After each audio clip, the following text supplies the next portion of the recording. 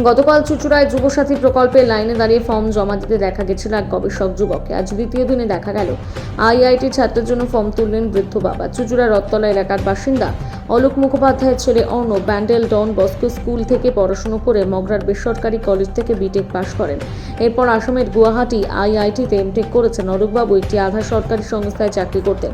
আজ সদর মহকুমার শাসক দপ্তরের সামনে যুবসাথী রেজিস্ট্রেশন শিবির থেকে ছেলের জন্য ফর্ম সংগ্রহ করতে আসেন। তিনি বলেন, ছেলেকে ফোন করেছিলাম, যুবসাথী প্রকল্পের কথা বললাম।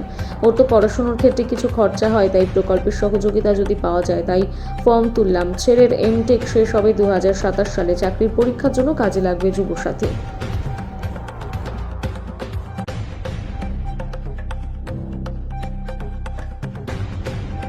আইআইটি গুয়াহাটিতে এমটেক করছি।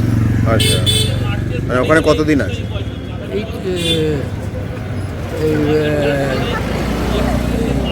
জুলাই থেকে আছে। কোথায় আগে পড়াশোনা কোথায় করেছে? নন বস্কো। তারপর এখন এমটেক করছে। এমটেক করছি। বিটেক করে বিটেক কোথা থেকে করেছে? বিটেক এওটি আদি সপ্তগ্রামে। এওটি থেকে। আপনি কি করতেন? আমি চাকরি করতাম সরকারি। তা এখন কি মানে ভাবছেন এই যে আজকে ফর্ম নিতে এলেন? হ্যাঁ, ফর্মটা নিতে এলাম। কালকে আমি বললাম যে এরকম মমতাদি করেছে, তো কী ইয়ে করি। হ্যাঁ, এখন আমার তো সবই এখন আমার এখন তো পড়ার খরচা প্লাস তারপরে তো আমি ইয়ে করি। আবার তো এখন